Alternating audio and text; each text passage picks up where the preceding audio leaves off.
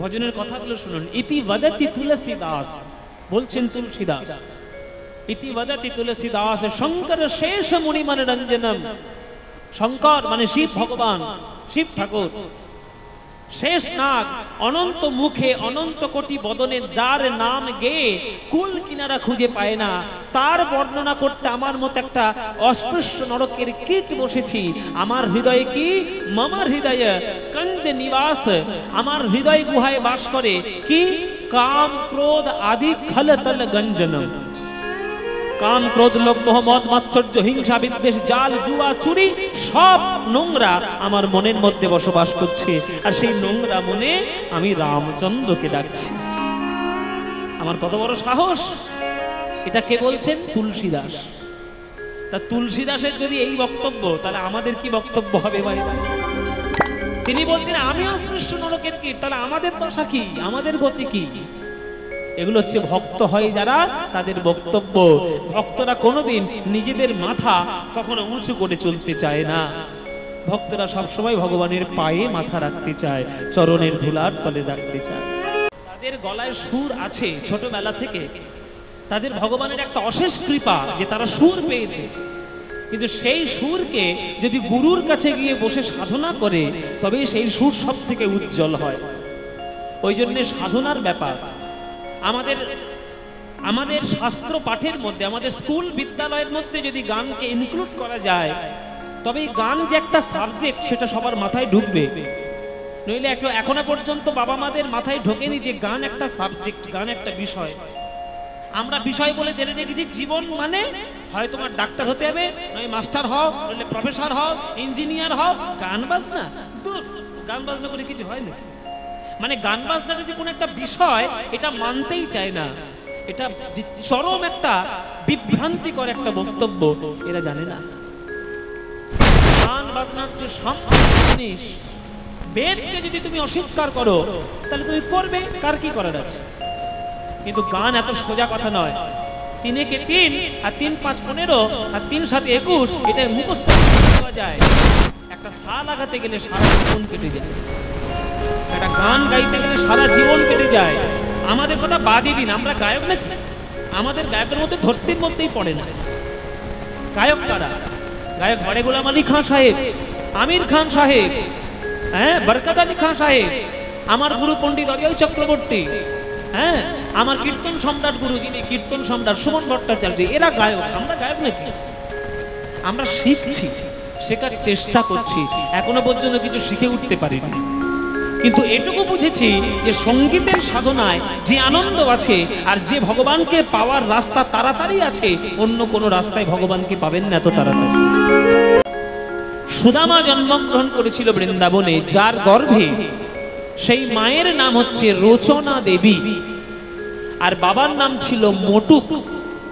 ও মায়েরা নামগুলো মনে রাখবেন, বাবার নাম হচ্ছে মটুক আর মায়ের নাম হচ্ছে রচনা দেবী। রচনা, হ্যাঁ, তো সেই তাদের পুত্র হচ্ছে সুদামা। রচনা দেবী সকাল বেলায় সাজিয়ে গুছিয়ে সুদামাকে গোষ্ঠে পাঠিয়ে দেন, আর পাঠিয়ে দেওয়ার সময় তিনি বলেন, সুদামা তুই যেমন আমার ছেলে, কৃষ্ণ আমার ছেলে, তুই আমার গর্ভের ছেলে, আর কৃষ্ণ আমার হৃদয়ের ছেলে। তা বাবা গিয়ে খেলা কর, এমন খেলা করবি যাতে দুই ভাইয়েরই আনন্দ হয়। এমন খেলা করিস না যাতে কানাইয়ের কষ্ট হচ্ছে আর হ্যাঁ তোর আনন্দ হচ্ছে, এমন করবি না। কেমন? যা বাবা খেলা কর, এই বলতে পাঠিয়ে দিত। রোজ খেলা করত। আজকের মাঠের মধ্যে এসেছে 24 জন সখা নিয়ে, আজকের কৃষ্ণ খেলা করবে বৃন্দাবনে। এই খেলা করবি তো? আচ্ছা খেলা তো নিশ্চয়ই খেলা করবো। এই তো ও মায়েরা, তোমরা খেলবে নাকি? কৃষ্ণের সঙ্গে খেলা করবে? ইচ্ছে নেই, ইচ্ছে নেই? তাহলে কৃষ্ণের সঙ্গে খেলা করবো বৃন্দাবনে। চলো সবাই মিলে আমরা খেলবো বৃন্দাবনের মাঠে। কৃষ্ণের দাপর যুগে 24টা বন্ধু ছিল বৃন্দাবনে। এই 24টা বন্ধুর প্রত্যেকের নাম আপনারা জানেন মায়েরা? 24 জনের নাম জানো? জানো বাবা? 24 জনের নাম জানা নেই? সে কি? আমার কীর্তন তো ইউটিউবে একবার ছেয়ে গেছে। আজকে কীর্তন ছেয়ে যাবে, দেখেছো সামনে কতটা বসেছে, একদম 12খানা কীর্তন, 12টা বাজিয়ে দেবে কীর্তন, 12খানা বসেছে, 1 2 3 4 5 6 7 8 9 10 11 12। বাহ, এই কীর্তনও তোমাদের কাছে পৌঁছে যাবে কিছুদিনের মধ্যে। এতদিন কীর্তন শুনছো, আমার কীর্তন চারিদিকে ছড়ানো 24টা তো জানা উচিত। তবু একবার বলে দিই, আচ্ছা গুনে নাও, গুনে নাও, গুনো। শ্রীদাম, সুদাম, দাম, বসুদাম, সুবল, মহাবল, সুবাহু, মহাবাহু, স্তককৃষ্ণ, অর্জুন, লবঙ্গ, মধু, মঙ্গল। কটা হয়েছে? 12টা। আবার কোন? হলায়ুধ, বরুথপ, গন্ধর্ব, কিঙ্কিনী, অংশুমান, ভদ্রসেন, বসন্ত, বিলাসী, উজ্জ্বল, কপিল, কলবিঙ্ক, পুণ্ডরিক। কজন হলো? 12। তাহলে 12 12 24। তাহলে 24 জনের নামের মধ্যে একদম প্রথম নাম কার? একদম প্রথম নামটা, একেবারে প্রথম নাম কার? শ্রীদাম। শ্রীদাম। সুদাম হচ্ছে 2 নম্বরে, আর শ্রীদাম হচ্ছে 1 নম্বরে। কেন না? শ্রীদামকে 1 নম্বরে রাখতেই হবে। যদি না রাখে তাহলে বৃন্দাবনে একজন আছেন যিনি রেগে গেলে কৃষ্ণ পর্যন্ত থরথর করে কাঁপে। বাবা কি করলাম, সর্বনাশ হয়ে গেল। তাহলে কার ভাই কৃষ্ণ কাঁপে? ও মায়েরা, কার ভাই কৃষ্ণ কাঁপে? এই যে বাবারা, মায়েদের দিকে ছেড়ে দিলাম, এবার বাবাদের ধরেছি। এই যে বাবারা, তোমরা সংসারে হম্বিতম্ব করছো, কর্তাগিরি ফলাচ্ছ, কিন্তু তোমরা যতই কর্তাগিরি ফলাও না কেন, বস কিন্তু একজনের হাতে, গিন্নির হাতে। তেমনি কৃষ্ণ জগৎ সংসারের মালিক, বিশ্ব ব্রহ্মাণ্ডের মালিক, বস কিন্তু একজনের হাতে। কার হাতে? রাধার হাতে। আচ্ছা, এখন কথা হলো যে রাধার সঙ্গে শ্রীরামের সম্পর্ক কি, যে রাধারানী রেগে যাবেন? শুনুন তাহলে, রাধারানীর দাদা হলো শ্রীরাম।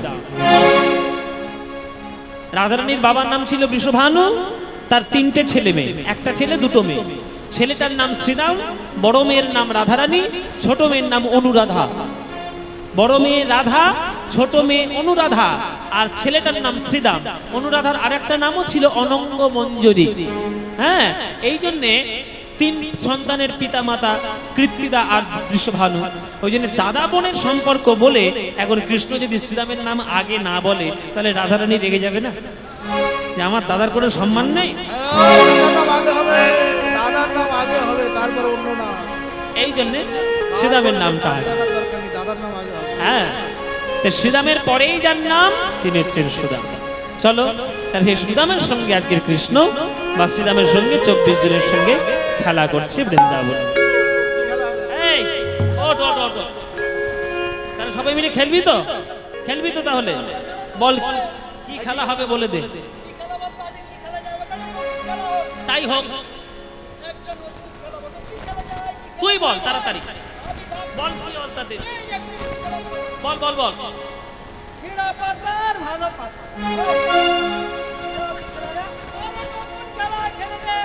এই এটা খেলা ছিরি বলে, ছেঁড়া পাতা ভালো পাতা।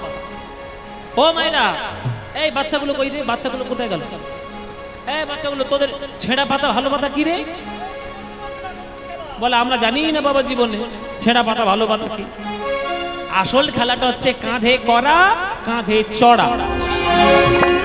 এই তুই কি করবি বল?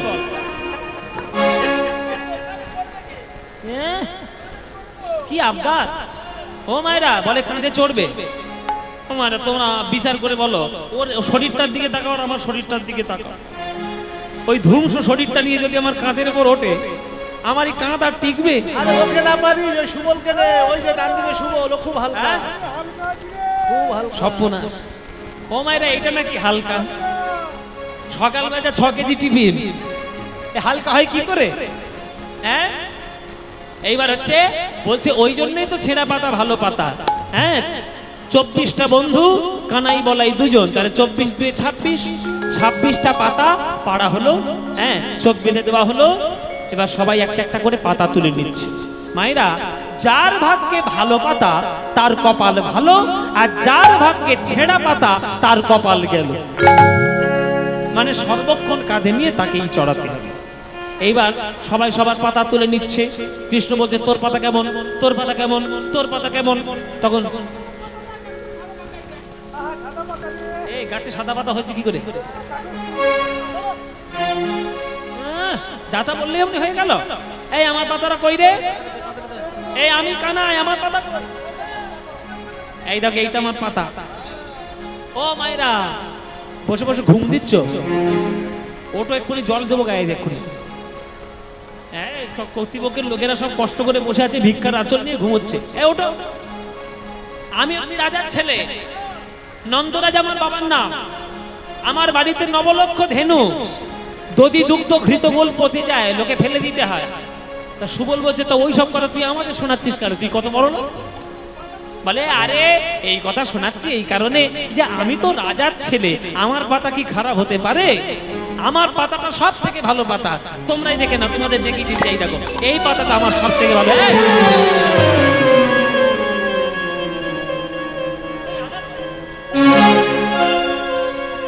যেই কৃষ্ণের পাতা ছেঁড়া, অমনি 24-26 জন ছুটে গেছে, চোর চোর চোর চোর চোর। কৃষ্ণ বলে, আমায় চোর বললি কেন? মাখন চুরি করলে আমি একা খাই না তোরাও খাস? সবাই খাই। বলে, তাহলে আমায় চোর বলবি কেন?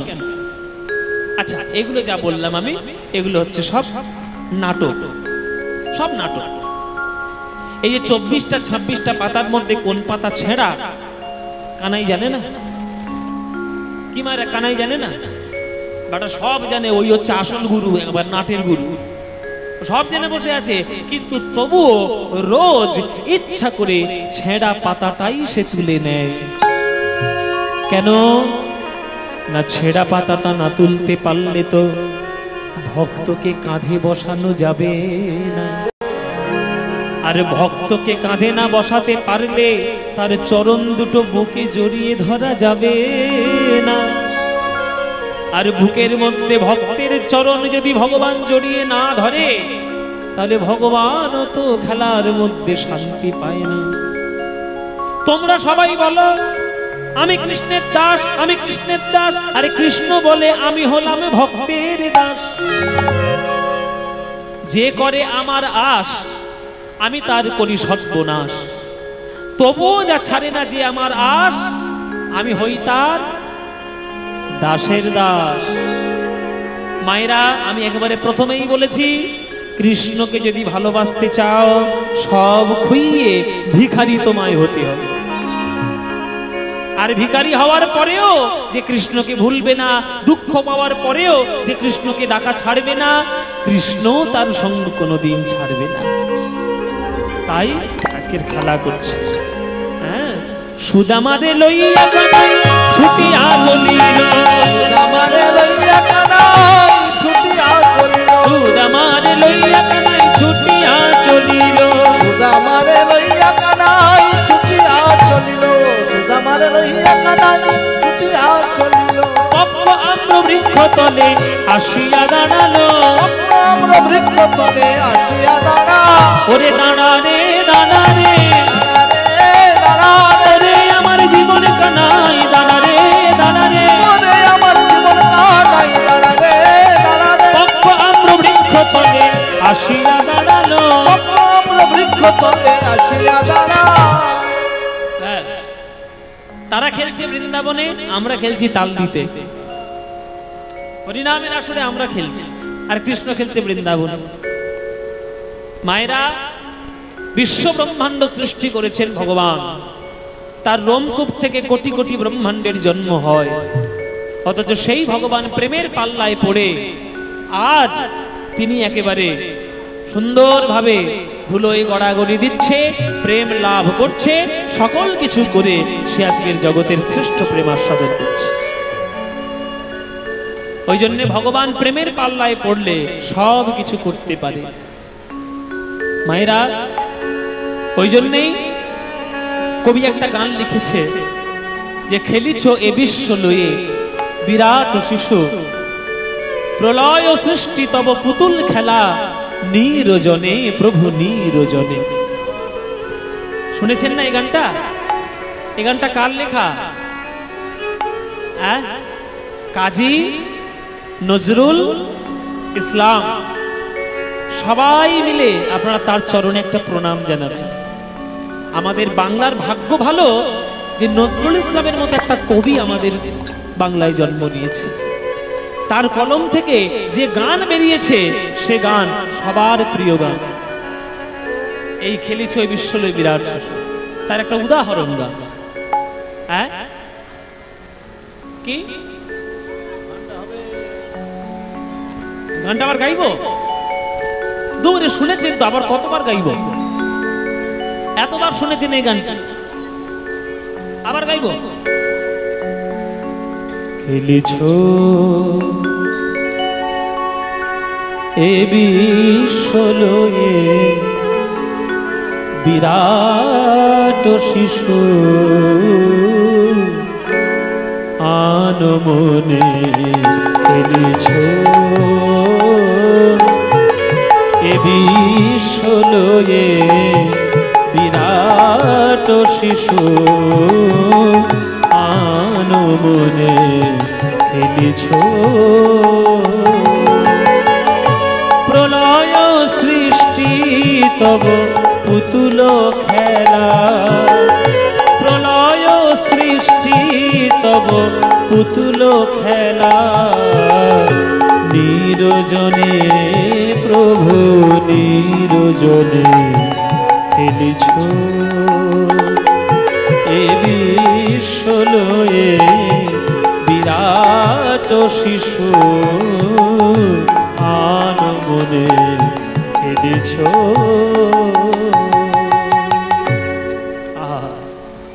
কি অপূর্ব কথার, কি অপূর্ব গান। ভগবান কোথায় থাকে জানো? ভগবান কোথায় থাকে, ভগবানের কত বড় দেখতে, ভগবান কেমন দেখতে আমরা কেউ জানি? আমরা একটা কল্পনার মাধ্যমে তাকে রূপ দেওয়ার চেষ্টা করেছি। হ্যাঁ, রূপ তো তার আছে, কিন্তু যে রূপটা তার আছে সেইটা বোঝার মতো ক্ষমতা আমাদের এই সামান্য মস্তিষ্কে নেই।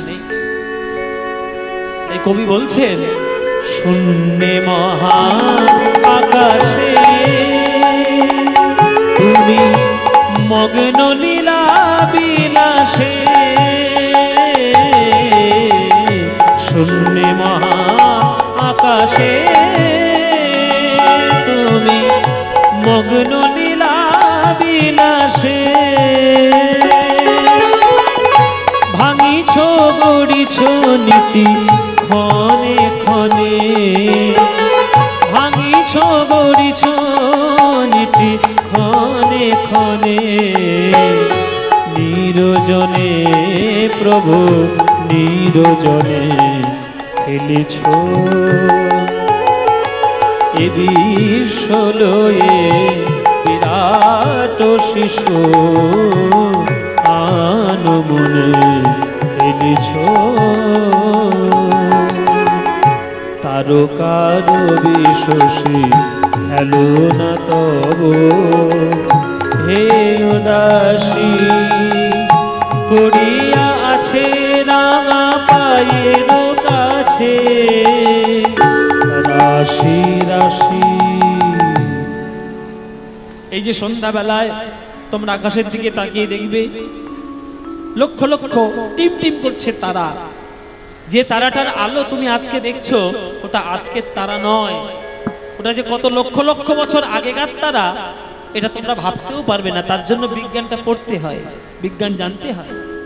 বিজ্ঞান একটা সাধনার জিনিস, কিন্তু বিজ্ঞান যদি অহংকারের উদ্রেক যদি প্রয়োগকারক হয় তাহলে হবে না। বিজ্ঞান সকল কিছু করতে পারে, কিন্তু বিজ্ঞান কখনো ভক্তির উন্মেষ ঘটাতে পারে না। তাই গ্রহ নক্ষত্র সূর্য চন্দ্র তারা সব কেমন? সব ভগবানের পায়ের তলায় ধুলোর মতো। তারকার বিশ্বসী খেলো না তব, হে উদাসী পড়িয়া আছে রাঙা পায়ের কাছে, রাশি রাশি নিত্য তুমি হে উদার, সুখে দুঃখে অবিকার, নিত্য তুমি হে উদার।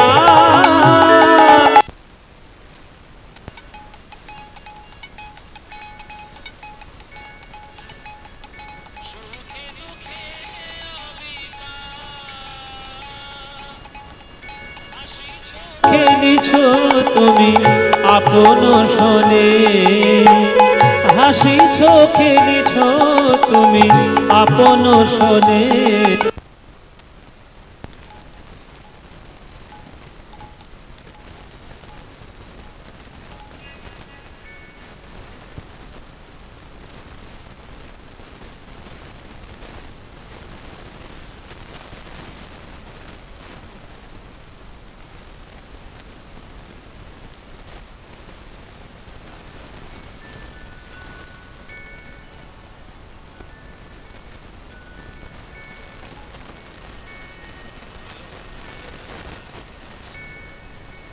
হ্যালো হ্যালো হ্যালো, হ্যাঁ।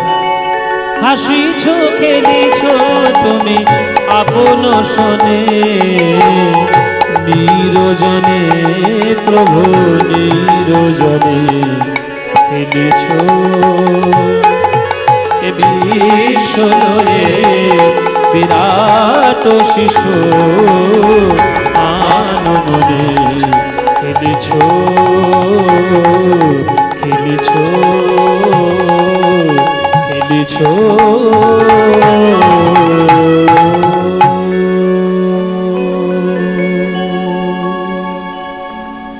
নজরুল ইসলাম। কর্তৃপক্ষের ভক্তরা আপনাদের কাছে এবার যাবে মায়েরা, একজন একজন আপনাদের মধ্যে থেকে যারা ভিক্ষা করবেন একজন স্টেজে উঠে আসুন, একজন স্টেজে আসুন, যে কোনো একজন, যে কোনো একজন, যে কোনো একজন স্টেজে আসুন। আপনি আচরি ধর্ম অপরে শিখায়, নিজে না কইলে অন্যে শেখানো না যায়। আমি আপনাদেরকে বললাম দান দিন দান দিন দান দিন, আর আমি যদি নিজেই কিছু এখান থেকে শুরু না করি তাহলে আমাকে দেখে আপনারা ইন্সপিরেশন পাবেন। ওই জন্যে আপনাদের সবার কাছে ভিক্ষার আঁচল পেতে যাবে, আপনাদের দেওয়ার আগে আমি আসর থেকে দেওয়াটা শুরু করব, তারপর আপনারা প্রাণ ভরে দান দেবেন। শুধু একটা কথা জেনে রাখবেন, টাকা একটা মুচিও যেমন রোজগার করে, টাকা টাটা বিড়লা আম্বানিও রোজগার করে। টাকা পয়সাই বিষের কারণ, আবার টাকা পয়সাই কিন্তু অমৃতের কারণ। টাকা পয়সা বিষেরও যেমন কারণ, তেমন টাকা পয়সা অমৃতেরও কারণ। আপনি যদি 100 টাকার নোট দিয়ে যদি আপনি একটা সিগারেটের প্যাকেট কেনেন, সেটা আপনার জীবনে বিষ। আর 100 টাকার নোট দিয়ে যদি একটা শ্রীমদ্ ভগবত গীতা কেনেন, তাহলে আপনার জীবন অমৃত।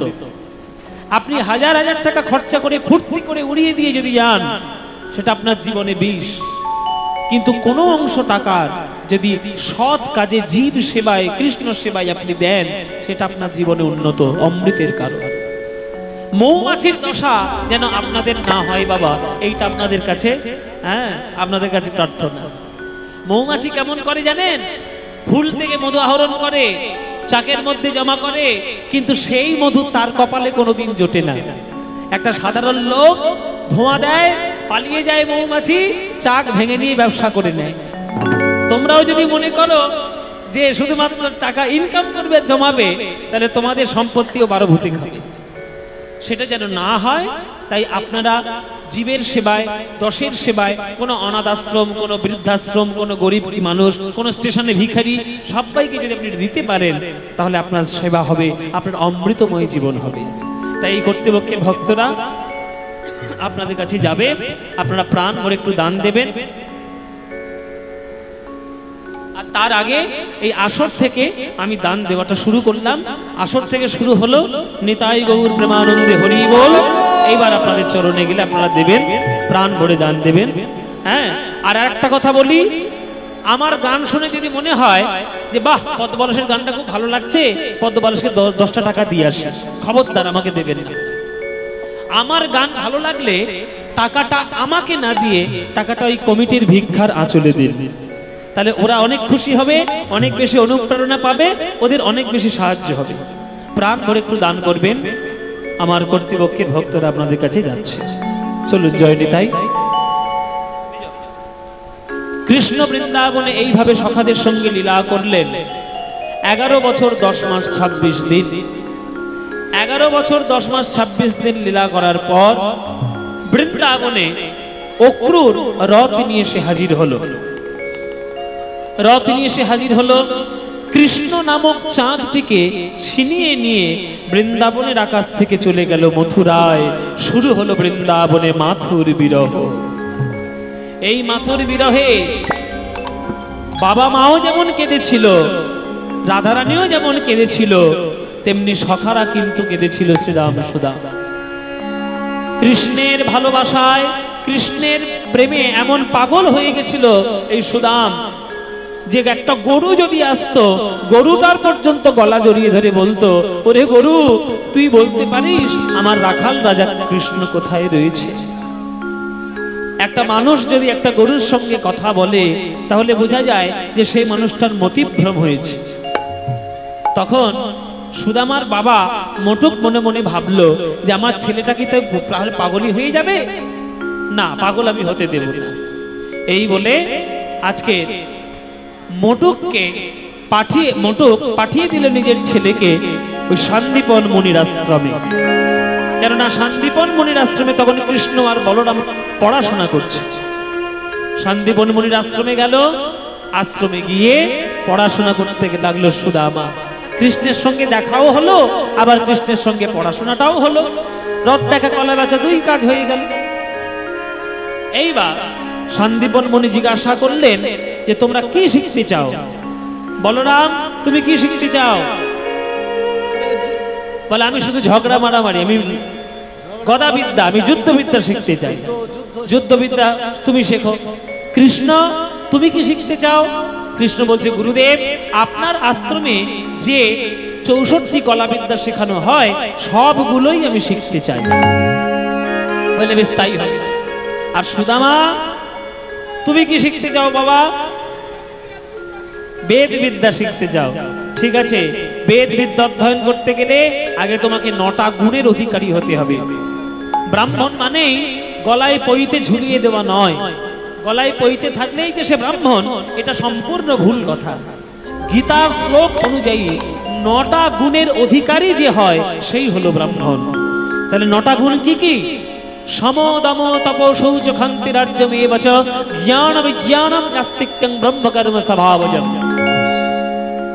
সম মানে নিষ্ঠা, দম মানে সংযম, সমদম তপ মানে তপস্যা, শৌচ মানে পবিত্রতা, ক্ষান্তি মানে ক্ষমা করার বৈশিষ্ট্য বা স্বভাব, আর্জবম মানে সরলতা, জ্ঞান মানে শাস্ত্র জ্ঞান, বিজ্ঞান মানে বিশেষ জ্ঞান, আস্তিক্যম মানে ভগবানের প্রতি অগাধ বিশ্বাস। এই 9টা গুণ থাকার দরকার তার মধ্যে, তবেই সে ব্রাহ্মণ হবে। সুদামা চলো পড়াশোনা শেখো। বেদ বিদ্যা অধ্যয়ন করছে সুদামা আমাদের শান্তিপন মুনির আশ্রমে। এই শান্তিপন মুনি জানতো যে কৃষ্ণ আর সুদামার বন্ধুত্ব অত্যন্ত গভীর। পৃথিবীতে বন্ধু সবাই তো প্রকৃত হয় না। এখনকার দিনে বিশেষ করে স্বার্থপর বন্ধু আপনার চারিদিকে ঘোরাফেরা করছে। সবাই স্বার্থপর। নিজের স্বার্থ যতক্ষণ আপনার দ্বারা পূরণ হবে তখন সে আপনার বন্ধু, যখন স্বার্থ ফুরিয়ে যাবে সেই বন্ধুই পালিয়ে যাবে। ওই জন্যে শান্তিপন মুনি জানতো যে কৃষ্ণ আর সুদামার বন্ধন কত অটুট, আমাকে একটু পরীক্ষা নিতে হবে। এই জন্য পরীক্ষা করার জন্য একদিন শান্তিপন মুনি এসে বলল, ও কৃষ্ণ সুদামা, তোমাদের গুরুমা বলছে যে রান্নাঘরে জ্বালানির কোনো কাঠ নেই। ওই যে দেখা যাচ্ছে সামনে জঙ্গল, জঙ্গল থেকে তোমরা একটু শুকনো কাঠ কেটে নিয়ে এসো। বলি বল বাবা। গুরুদেবের আজ্ঞা পালন করার জন্য কৃষ্ণ আর সুদামা জঙ্গলের দিকে যাচ্ছে শুকনো কাঠ জোগাড় করার জন্য। জঙ্গলের মধ্যে প্রবেশ যেই করেছে অমনি কাল বৈশাখী ঝড় এসে আছাড়কে পড়েছে ওই জঙ্গলে।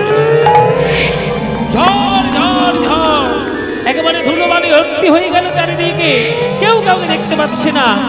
সুদামা চারদিকে অন্ধকার দেখছে। কানাই, সুদামা বলছে, কানাই তোর কোনো ক্ষতি হবে না, আমি তোর কাছে আছি, তোর রক্ষা করার দায়িত্ব আমার।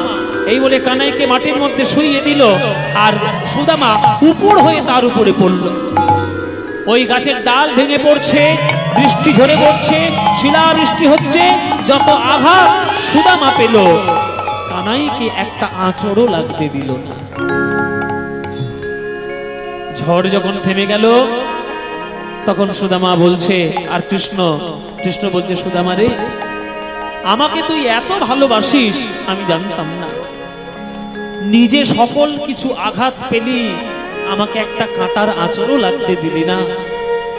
আমি তোর হাত ধরে কথা দিলাম, ভাই, জীবনে তুই যদি কোনোদিন বিপদে পড়িস, আমার স্মরণ নিতে যেন ভুলিস না। কেমন? দুজনেই ভিজে বাড়ি এসেছে গুরুদেবের কাছে। তখন গুরুদেব বলছে, কি গো, ভিজে গেলে কি করে? তখন কৃষ্ণ বলছে, এই ঘটনা। জানেন গুরুদেব, নিজে সকল আঘাত সহ্য করে সুদামা আমায় বাঁচিয়েছে। তখন সন্দীপন মুনি বলছে, শোনো কৃষ্ণ, জীবনে জানবে যে বন্ধুর থেকে ভালো কিছু হয় না। আর এই যে সুদামা তোমায় সেবা করেছে, এই সুদামার যদি কোনো বিপদ ঘটে, তুমি যেন সাহায্য করতে কোনোদিন ভুলো না। নিশ্চয়ই গুরুদেব, আমি সাহায্য করব। সেই সন্দীপন মুনির আশ্রমে তিনজন পড়াশোনা করলেন। তিনজন তিন দিকের বিষয়ে পারদর্শী হয়ে উঠলেন। সন্দীপন মুনি বলছে, এবার তোমাদের বিদ্যা শিক্ষা সম্পূর্ণ হলো, এবার তোমরা গার্হস্থ্য জীবনে প্রবেশ করো। দ্বারকার রাজা হয়ে গেল কৃষ্ণ, বলরাম হয়ে গেল তার সহচর, আর সুদামা ফিরে এলো তার নিজের বাড়িতে। সুদামা যখন ফিরে এলো, তখন সুদামার বাবা মটুক মনে মনে ভাবছে, তবে আমার ছেলে বেদ পড়ে তবে ঘরে এসেছে।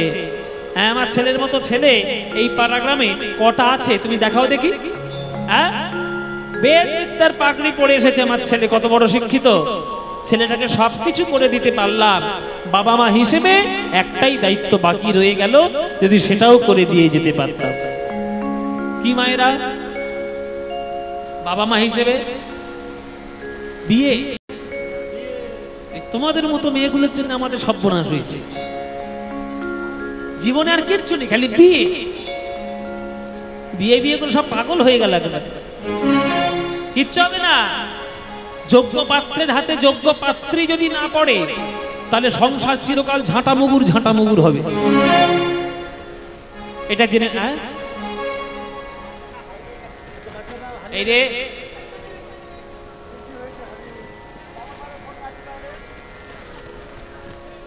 এই বাচ্চা কার বাচ্চা নিয়ে যাও এখানে। এই বাচ্চা কার? এই বাচ্চার মা কোথায় গেল? আছে তো, কই? ও ফোনে ব্যস্ত। এই হয়েছে একটা কাল। ফোন, বাচ্চা যেমন ফোনে পাগল, মা বাবাও তেমনি ফোনে পাগল। ওহ বাবা রে বাবা রে বাবা, এই বাচ্চাকে সঠিকভাবে মায়ের কাছে দিয়ে এসো। এই সে মা কই? সে মাটা কই? সে মাটা কই? মুখটা দেখাও। তুমি হাতটা তোলো। কে মা? যে মা, তুমি এদিকে এসো, তোমার সব ব্যবস্থা হবে, এদিকে এসো। বাচ্চা ছেড়ে দিয়ে নিশ্চয়ই ফুচকা খেতে গেছিল। এই যে বাচ্চাকে নিজের কাছে রাখো মা, তোমার বাচ্চা হারিয়ে গেলে তোমার সর্বনাশ, আমাদের কি নয়, তোমার সর্বনাশ হবে। ঠিকভাবে বসো। এত ভিড় হয়ে গেছে আজকে যে কে কোথায় যাবে কোনো কুল কিনারা খোঁজ করতে পারছে না। বসো বসো। আচ্ছা, আমাদের বিষয় আমরা ফিরি। যে সুদামা যেমন পাত্র, সুদামার সঙ্গে যোগ্য পাত্রী চাই। এই যোগ্য পাত্রী খোঁজার জন্য ঘটক নিযুক্ত হলো। এই ঘটক মশাই, এই হচ্ছে ঘটক। ও মায়েরা, এইটা হচ্ছে ঘটক। এইটাই ঘটক। আমার সর্বনাশ এই করেছে, এইটাই করেছে বাবা। আপনারা মুখটা চিনে রাখুন, দারুণ ঘটক।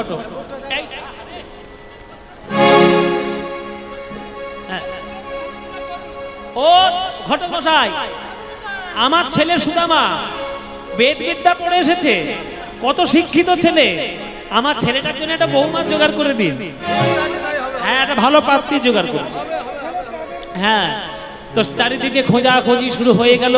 সুদামার বউ কে হবে, সুদামার কন্যা কে হবে, মানে পাত্রী কে হবে, সেটা খুঁজতে খুঁজতে খুঁজতে খুঁজতে একটা মেয়ে পাওয়া গেল। কে? তার নাম ছিল সুশীলা। আচ্ছা, এইখানে বলে দিই, সুদামার স্ত্রীর নাম নিয়ে কিন্তু বিতর্ক আছে। অনেকে অনেক ধরনের নাম বলে, অনেকে বলে বসুন্ধরা, অনেকে বলে কুচেলা, আবার অনেকে বলেন সুশীলা। আমি বিতর্কের মধ্যে যাচ্ছি না, আমি একটা নাম ধরেই নিলাম, সর্বজন মিলিত যে নামটা শোনা যায় সেটা হচ্ছে সুশীলা। সে সুশীলার সঙ্গে সুশীলার সঙ্গে বিবাহ ঠিক হলো সুদামা। বিশেষ ঘোষণা, জগদীশ তোমার সাউন্ড সিস্টেমটা অবিলম্বে ঠিক করো। এটা বারে বারে বলা সত্ত্বেও এই ধরনের কাজ করছো কেন? তোমাকে ফোনে পাওয়া যাচ্ছে না, অবিলম্বে সাউন্ড সিস্টেমটা ঠিক করে দাও। জয় নিতাই। সুশীলার সঙ্গে সুদামার বিবাহ স্থির হলো। মায়েরা, একটা শাস্ত্রের কথা শুনে নিন। আমরা এখনকার দিনে জাগতিক কামনা বাসনায় তাড়িত হয়ে আমরা বিবাহটাকে একটা ছেলে খেলা বলে মনে করে নিয়েছি, কিন্তু বিবাহটা ছেলে খেলা নয়। বিবাহটা হলো পিতৃপুরুষদেরকে তর্পণ করার একটা রাস্তা, যে বংশ পরম্পরায় তাদের মুখে জল এবং আত্মার শান্তির কামনা, এটার জন্য বিবাহ করা। যদি তুমি বিবাহ করতে না চাও সেটা আলাদা কথা, সেটারও শাস্ত্রে বিধান রয়েছে যে সন্ন্যাসী হয়ে গিয়ে তিনি জগতের কল্যাণের জন্য জগতে সবকিছু করতে পারেন। কিন্তু তুমি যদি সংসারী হও তাহলে বিবাহটা যেন ছেলে খেলা না হয়, বিবাহটা যেন পিতৃপুরুষদেরকে উদ্ধার করার জন্য, কৃষ্ণ ভক্ত সন্তান জন্ম দেওয়ার জন্যই বিবাহ করা। আপনার সন্তান যেটি জগতে আসবে সে যদি কৃষ্ণ ভক্ত না হয় তাহলে সেই পুরো বংশ কিন্তু উদ্ধার হবে না। হ্যাঁ, কৃষ্ণ ভক্ত সন্তান চাই। তাই সুদামা সুশীলার বিবাহ স্থির হলো। হ্যাঁ, আনন্দিত মনে দোহার বিবাহ হইল, আনন্দিত মনে দোহার বিবাহ হইল, আনন্দিত মনে দোহার বিবাহ হইল, আনন্দিত মনে দোহার বিবাহ হইল। দেখুন, সুশীলা সুদামা আনন্দিত মনে, এদের মনে হয় বিয়ে হয়নি, এটা কিচ্ছু জানে না। ওই দেখো এবার শুরু করেছে, এইবার শুরু করেছে। এই উলুধ্বনিটা কি আমার ঠাকমা এসে দেবে? বিবাহ সময় কি দিতে হয়? যদি দং হৃদয়ং মম তদস্তু হৃদয়ং তব, যদি দং হৃদয়ং তব তদস্তু হৃদয়ং মম। আনন্দিত মনে দোহার বিবাহ হইল, আনন্দিত মনে দোহার বিবাহ হইল, সুশীলারে লইয়া সুদামা গৃহেতে আসিল, সুশীলারে লইয়া সুদামা গৃহেতে আসিল। ওগো, আনন্দিত মনে দোহার বিবাহ হচ্ছে। এবার যারা ভক্তগণ তারা সবসময় চেষ্টা করবে যে ভক্ত হোক, কৃষ্ণ পদে মতি হোক। তাই ওগো আনন্দ মারে ধরে না রে, আনন্দ ধরে না রে, আনন্দ মারে ধরে না রে, আনন্দ ধরে না রে, সুদামার বিবাহ কালে আনন্দ মারে ধরে না রে, সুদামার বিবাহ কালে আনন্দ ধরে না রে, সুদামার বিবাহ কালে তারা উলুধ্বনি সবাই করে, সুদামার বিবাহ কালে হরিধ্বনি সবাই করে, সুদামার বিবাহ কালে হরিধ্বনি সবাই করে, সুদামার বিবাহ কালে আনন্দ ধরে না রে, আনন্দ ধরে না রে। সুশীলারে লইয়া সুদামা গৃহেতে আসিল, সুশীলারে লইয়া সুদামা গৃহেতে আসি। বিবাহ হলো আনন্দে, আনন্দিত মনে বিবাহ হলো। সুশীলা যেমন পাত্রী, সুদামা তেমন পাত্র। একবার পাত্রীর সঙ্গে যোগ্য পাত্রের মিলন হয়েছে, রাজজোটক হয়েছে।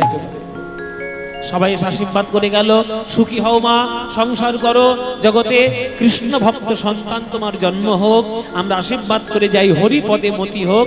নানান সুখের আশীর্বাদ করে গেলেন। কিন্তু মায়েরা, ওই উপরওয়ালা যতক্ষণ না চাইছে সুখী তুমি হতে পারবে না। আর ভগবান সব সময় ভক্তদেরকে বিপদের মধ্যেই ফেলে রাখেন, কেননা বিপদে না পড়লে তো ভগবানকে ডাকবে না। দেখুন, সুখের দিন ভক্তদের কাছে বেশি থাকে না। তাই এই সুদামার আর সুশীলার বিবাহ হওয়ার কিছু দিনের মধ্যেই 3 মাসের মধ্যেই গ্রামে শুরু হলো মহামারী মড়ক। এই মড়ক থেকে বাঁচতে গ্রাম পরিত্যাগ করে বাইরে পালিয়ে আসতে বাধ্য হলো। আর সেই মড়কের মধ্যে সুদামার বাবা মা, আমাদের রচনা দেবী আর মটক, দুজনেই তারা মৃত্যুবরণ করলেন, দুজনেই মারা গেল। বাবা মা হারা হলো সুদামা। এবার সকল সংসারের দায়িত্ব এবার সুদামার মাথায় এসে পড়ল। বাবা, যে কাজের কাজই তাকে সে কাজটা দিলে সে ঠিক করতে পারবে। মনে করুন আমি গান গাইতে রাজি, গান গাওয়াটা আমার কাজ, গান গাওয়াটা আমার পেশা বটে, আমার নেশাও বটে। আমাকে যদি কেউ বলে বাবা তোমাকে আমি 10 কোটি টাকা দিচ্ছি, তোমাকে আর গান গাইতে হবে না, গান বন্ধ করে তুমি ব্যবসা করো, আমি পারবো? আমার দ্বারা সম্ভব কি বাবা? আমি যে কাজটা পারি ভগবান সে কাজটা আমাকে পাঠিয়েছেন করার জন্য, তা আমি পারবো। সুদামা ঋগ্বেদ জানে, সামবেদ জানে, যজুর্বেদ জানে, অথর্ববেদ জানে, তিনি পুরাণ জানেন, পড়াশোনা জানেন। হঠাৎ করে তার যদি চাল ডাল আলু তেল পটলের খোঁজ নিতে হয়, তারা শাস্ত্রপাঠ থাকবে? পাচ্ছে না। কিন্তু কি করবে, সংসারে কেউ নেই, বাবা নেই, চলে গেছে। এতদিন কখনো চেষ্টা করেনি আলুর দাম কত, চালের দাম কত, আজকে তার হিসেব রাখতে বসতে হচ্ছে। এই হিসেব করতে গিয়ে তার শাস্ত্র জ্ঞানে বাধা হচ্ছে, শাস্ত্র পাঠে বাধা হচ্ছে। তাই মায়েরা চঞ্চল হয়ে যাচ্ছে, সুদামা চঞ্চল হয়ে যাচ্ছে। প্রকৃত স্ত্রী যে হয়, স্বামীর কেন অসুবিধা হচ্ছে, কি অসুবিধা হচ্ছে, সেটা তাকে বোঝানোর দায়িত্ব স্ত্রীর। ওই জন্য স্ত্রীর নাম দেওয়া হয়েছে ভারতবর্ষের ধর্মে সহধর্মিণী। নিজের ধর্মটাকে যে সাহায্য করে এগিয়ে নিয়ে যাওয়ার জন্য, সেই হলো সহধর্মিণী। তাই সুদামার কষ্ট দেখে, সুদামার চঞ্চলতা দেখে কষ্ট হচ্ছে সুশীলা, যে আমার স্বামী কিছুতেই সে মন দিয়ে শাস্ত্র পাঠ করতে পারছে না, আমাকে দেখতে হবে। তাই একদিন এসে সুশীলা স্বামীর কাছে বলছে, স্বামী তোমার কাছে আজকে একটা জিনিস আমি চাইব। স্বামী, স্ত্রী হয়ে আসার পর থেকে আমি তোমার কাছে মুখ ফুটে কোনোদিন কিছু চাইনি, আজকে যদি তোমার কাছে কিছু চাই তুমি আমায় দেবে স্বামী? সুদামা বলছে, দেখো সুশীলা, তোমার স্বামী আর সেই অবস্থায় নেই যে তুমি একটা শাড়ি চাইবে, গয়না চাইবে, আমি তোমাকে হাসি মুখে দিয়ে দেব। আমি তোমার বড় দরিদ্র স্বামী, আমার কাছে তোমার কাছে কিছু দেওয়ার নেই, কি দেব আমি তোমায়? তখন সুশীলা বলছে, স্বামী তুমি আমায় ভুল বুঝলে, আমি চাইতে এসেছি মানে তুমি ভাবলে যে শাড়ি গয়না চাইব। তুমি থাকতে আমার শাড়ি গয়নার কি দরকার? আমার শাড়ি গয়নার কিছু প্রয়োজন নেই, শাড়ি গয়নার কিছু প্রয়োজন নেই। আমি দেখতে পাচ্ছি এই দরিদ্র হওয়ার জন্য তোমার মনটা বড় চঞ্চল হয়ে গেছে, তাই তুমি মন দিয়ে শাস্ত্র পাঠ করতে পারছো না। তাই তোমার কাছে আমি আজকের একটা অনুরোধ জানাতে এসেছি। কিসের অনুরোধ সুশীলা? স্বামী, শুনেছি তোমার বন্ধু কৃষ্ণ সে নাকি দ্বারকাধিপতি, তো যাও না, আমার বিশ্বাস তার কাছে গেলে তোমার সকল দুঃখ দূর হয়ে যাবে, আর একটাও দুঃখ তোমার থাকবে না। তুমি তোমার কৃষ্ণের কাছ থেকে ঘুরে আসো স্বামী। কি বলতো সুশীলা? এ তুমি কি উপদেশ দিচ্ছ? আজ আমি গরিব হয়েছি বলে, আজ আমি দরিদ্র হয়েছি বলে আমি কানাইয়ের কাছে গিয়ে হাত পাতবো, কানাই আমায় সাহায্য কর? না, সেই বন্ধু আমি নই। শোনো সুশীলা, বন্ধু হওয়ার শাস্ত্রীয় বিধান আছে। কাকে বন্ধু বলে জানো? উৎসবে বেশনে চৈব দুর্ভিক্ষ রাষ্ট্র বিপ্লবে রাজদ্বারে শ্মশানে চৈ যতিষ্ঠতি সা বান্ধবঃ। উৎসবে, দুঃখের সময়, সুখের সময়, এমনকি মরণের সময় পর্যন্ত যে কাছে কাছে থাকে সেই হলো বন্ধু। সুশীলা, তোমার হয়তো জানা নেই, ওই কৃষ্ণের একটা এঁঠো আম খাবো বলে বৃন্দাবনের মাঠে গিয়ে নিজের গলার রত্নমালা খুলে তার গলায় পরিয়ে আমি দিয়েছিলাম। যে কৃষ্ণের কাছ থেকে একটা এঁঠো আম খাবো বলে গলার রত্নমালা খুলে দিই, আর আজকে আমি তার কাছে গিয়ে হাত পাতবো, কানাই তুই আমার সাহায্য কর। আমি কি স্বার্থপর বন্ধু? আমি গরিব হয়েছি, আমি দরিদ্র হয়ে গেছি, তাই বলে আমি কানার কাছে হাত পাতবো? পারবো না। তুমি আমায় ক্ষমা করো সুশীলা। তখন সুশীলা বলছে, স্বামী তুমি আবার আমায় ভুল বুঝলে। আমি কিন্তু একবারের জন্যও বলিনি যে তুমি কৃষ্ণের কাছে হাত পেতে সাহায্য চাওয়ার জন্য যাও। আমি বলেছি তুমি দেখা করতে যাও। কেন? ওগো স্বামী গো, তোমার কৃষ্ণকে যারা প্রণাম করে তারা প্রণাম করার সময় বলে, হে কৃষ্ণ করুণা সিন্ধু দীনবন্ধো জগৎপতে গোপেশ গোপিকা কান্ত রাধাকান্ত নমস্তুতে। তোমার কৃষ্ণ যদি দীনবন্ধু দয়াময় হয় তাহলে আমার কথা শোনো, তোমার কৃষ্ণকে দেখলেই তো জগতের সকল দুঃখ দূর হয়ে যায়। আমি তো টাকা পয়সা চাওয়ার জন্য বলিনি, আমি বলেছি দেখা করে এসো। কৃষ্ণের বদনে দেখলে তোমার হৃদয় আনন্দে পূর্ণ হয়ে যাবে, আর যার হৃদয় আনন্দে পূর্ণ হয়ে যায় সে জগতের সকল দুঃখ হাসি মুখে দূর করতে পারে। যাও স্বামী, দেখা করে এসো, টাকা পয়সা চাওয়ার জন্য নয়, দেখা করার জন্য যাও। হ্যাঁ, এইটা তুমি ঠিক বলেছো সুশীলা। আমার কানাইকে যদি আমি দেখতে পারি তাতেই আমার কত আনন্দ। সত্যি আমি কানাইকে অনেকদিন দেখিনি, আমার মনটা কেমন করছে, আমার কানাইকে আমি দেখে আসি।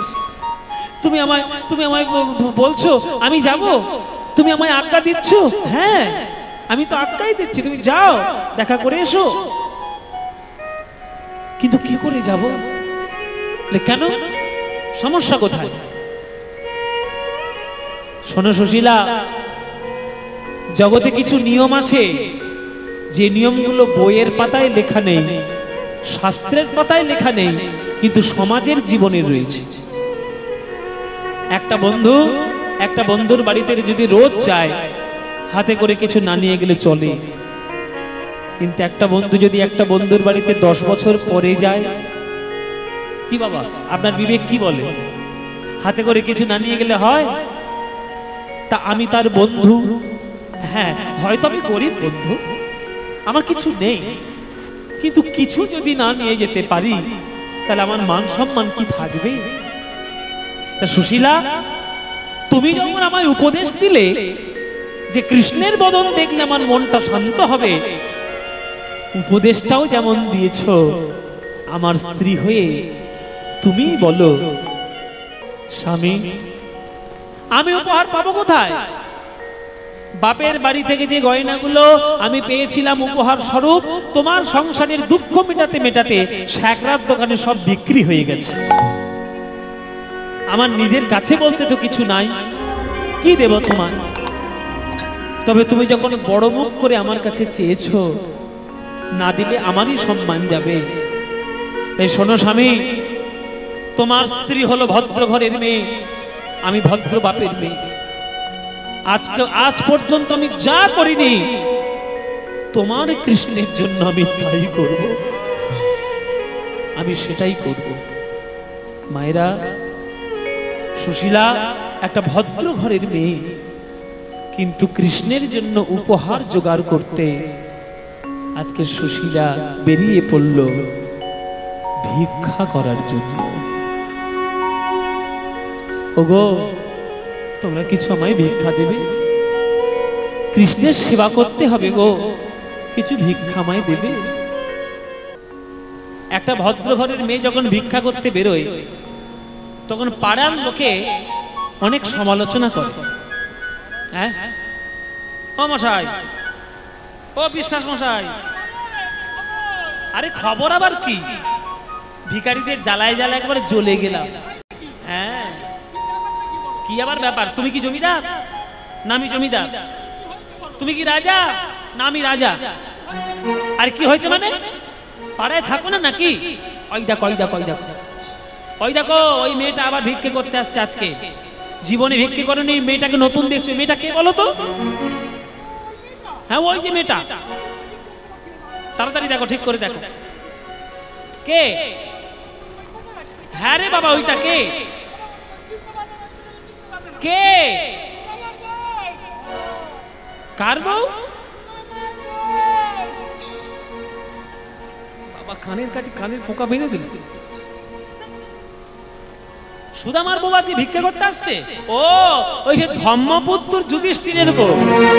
আহা রে, হ্যাঁ সত্য কথা ছাড়া বলবে না, সত্যবাদী ছাড়া মিশবে না। আমরা তো সত্য কথা বলি না। এই যে আমাদের কাছে ভিক্ষে করতে এসছো, আমাদের দেওয়া চাল হজম হবে? এইরকম নানান কটু কথা পাড়ার লোকেরা শুরু করেছে। সুশীলা গিয়ে করজোরে বলছে, কি বললেন আপনারা? কি ভাবলেন আপনাদের কাছ থেকে ভিক্ষা করে নিয়ে কি আমরা খাবো না? আমার স্বামী বেদ পাঠ করায়, শিষ্য তৈরি করে, তার যতটুকু আয়, তার যতটুকু রোজগার উপার্জন আমাদের না খেয়ে না দিয়ে চলে যায়। কিন্তু আজকের একটু প্রয়োজন বেশি হয়েছে, কেননা আমার স্বামী কৃষ্ণকে দর্শন করতে যাবে। আজকে সুদামা স্ত্রী সুশীলা ভিক্ষা করছে একটা ভদ্র ঘরের মেয়ে হয়ে। কার জন্য ভিক্ষাটা করছে? কৃষ্ণের জন্য।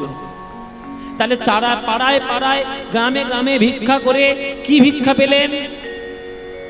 মায়েরা মাত্র 4 মুঠো চিড়ে ভিক্ষে পেয়েছে আজ। মাত্র 4 মুঠো চিড়ে। চিড়েগুলো নিয়েছে, পুটুলির মধ্যে বেঁধে দিয়েছে, আর সেই পুটুলিটা নিয়ে স্বামীর হাতে দিয়ে বলছে, স্বামী এর থেকে বেশি কিছু জোগাড় আমি করতে পারলাম না, তুমি এইটুকু নিয়েই বন্ধুর কাছে যাও। তখন সুদামা মাথায় হাত বুলিয়ে বলছে, সুশীলা আমার বন্ধুর জন্য আমি যা পারিনি তুমি তা করেছো, তাই আমার আশীর্বাদ ফলবে কিনা জানি না, কিন্তু আমি তোমায় আশীর্বাদ দিলাম, সৌভাগ্যবতী ভব, তোমার সৌভাগ্যের উদয় হোক। চলো তাহলে তোমার কথা মতো আমি যাই, আমার কৃষ্ণের সঙ্গে দেখা করে আসি। হ্যাঁ যান, আমার জন্য কোনো চিন্তা করতে হবে না, আমি ঠিক থাকবো। আপনার যতদিন খুশি আপনি আপনার বন্ধুর সঙ্গে ঘুরে আপনি চলে আসুন। বেশ বেশ। চলেছে আজ সুদামা বহুদিন পর তার বন্ধুর সঙ্গে দেখা করতে, কৃষ্ণের সঙ্গে দেখা করতে চলেছে। উফ,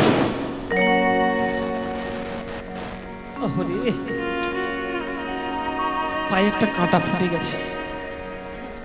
খড়ম নিয়ে যাব, তার পয়সা তো নেই, খড়ম কেনার পয়সা নেই, খালি পায়ে যাচ্ছে, কাঁটা ফুটেছে, কিন্তু কই যন্ত্রণা হচ্ছে না তো। অন্যান্য বার অন্যান্য সময় যখন কাঁটা ফোটে পায়ে কত যন্ত্রণা হয়, আজকে যন্ত্রণা হচ্ছে না কেন? ও, এ তো আমার কানাইয়ের নামের প্রভাব। দেখ দেখ কানাই, তোর নাম নিয়ে কাঁটার যন্ত্রণা দূর হয়ে গেল। তোকে চোখের সামনে দেখলে কত যন্ত্রণা দূর হবে তুই বলতো। কাজ নেই, কম্ম নেই, সময় নেই, অসময় নেই, জগৎ ভেতরে ঢুকে হচ্ছে। ঘাট ধাক্কা দিয়ে বের করে দিয়েছে। কোনো সময় নেই, অসময় নেই,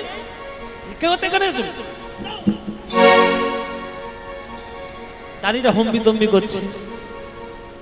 সুদামা বলছে, ভাই রে তোর আমায় তাড়িয়ে দিচ্ছিস? আমি কোনো ভিখিরি নই, আমি কোনো ভিখারি নই, আমি তোদের রাজার বন্ধু। হ্যাঁ বন্ধু?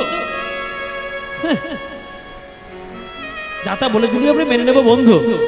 আমাদের রাজার বন্ধু? আমাদের রাজার বন্ধুরা হাতি করে আসে, ঘোড়ায় করে আসে, পালকিতে করে আসে, সোনার রথ, রূপর রথ, পায়ে একটা চোট, পায়ে একটা খড়ম নেই, গায়ে একটা জামা নেই, মাথায় একটা ছাতা নেই, আর সে আজকে বলছে আমার নাকি আমাদের মহারাজের বন্ধু। চুপ করো। সুদামা বলছে, বেশ, আমার কথা বিশ্বাস করতে হবে না, আমি দুয়ারেই দাঁড়িয়ে রয়েছি, তোমরা গিয়ে তোমাদের মহারাজকে গিয়ে জিজ্ঞেস করো যে সুদামা বলে তার কোনো বন্ধু আছে কিনা। কি বললে? নাম কি বললে? সুদামা তোমার নাম? ঠিক আছে, মহারাজের কাছে গিয়ে তোমার নামটা জানাচ্ছি। যদি মহারাজ বলে হ্যাঁ আছে, তাহলে তোমাকে সযত্নে নিয়ে যাব। আর যদি জানতে পারি যে তুমি ভিক্ষে করার জন্য ছলনা করে ঢুকছো, তাহলে সারা জীবন কারাগারের মধ্যে পচতে হবে বলে দিলাম। বলে ঠিক আছে, ধরে রাখ। একজন ধরে রইল সুদামাকে, আর একজন গিয়েছে অন্তঃপুরে। মায়েরা, অন্তঃপুরে কৃষ্ণ সোনার সিংহাসনে বসে রয়েছে। সোনার সিংহাসনে বসে তার স্ত্রীরা তাকে সেবা করছে। হ্যাঁ, রুক্মিণী, সত্যভামা, সত্যা, জাম্ববতী, জাম্ব সবাই এসে পুজো করছে, সেবা করছে। আর সেইখানে গিয়ে হাজির হয়েছে তো দুয়ারের দাড়িটা, গিয়ে জয়ধ্বনি দিচ্ছে, দ্বারকাধীশপতি মহারাজ রাজ কৃষ্ণচন্দ্র কি, মহারাজ ধীরাজ কৃষ্ণচন্দ্র কি, মহারাজ ধীরাজ কৃষ্ণচন্দ্র কি। এই দাদি, তুমি এখানে এসছো কেন? অন্তঃপুরে তোমার কি কাজ? আর বলবেন না মহারাজ, ভিখিরির জ্বালায় জ্বালায় একবার আমরা জ্বলে গেলাম। কেন, কি হয়েছে? আর বলবেন না, একটা লোক ভিখিরি, সে বলে সে নাকি আপনার বন্ধু। আপনার বন্ধু বলে পরিচয় দিয়ে সে তো হুড়মুড় করে ঘরের মধ্যে ঢুকে যাচ্ছিল। আমরা কোনো মতে তাকে আটকে রেখেছি দুয়ারের মধ্যে। আমার বন্ধু নাম কি? নামটা আমি কিছু বলেছে? হ্যাঁ, নাম কি যেন একটা বলবো। হ্যাঁ ঠিক আছে, সুদামা নাম না? হ্যাঁ প্রভু, প্রভু সুদামা। সুদামা কি বললে? কি বললে? কেসে বললে? সুদামা? সত্যি সুদামা? আরে চলো চলো চলো চলো চলো, তোমাকে নিয়ে যাই, চলো। শুধুমাত্র সুদামা নাম শুনেছে, নাম শুনেই কৃষ্ণ একেবারে পাগলের মতো ছুটে যাচ্ছে দুয়ারের মাঝে। সুদামা!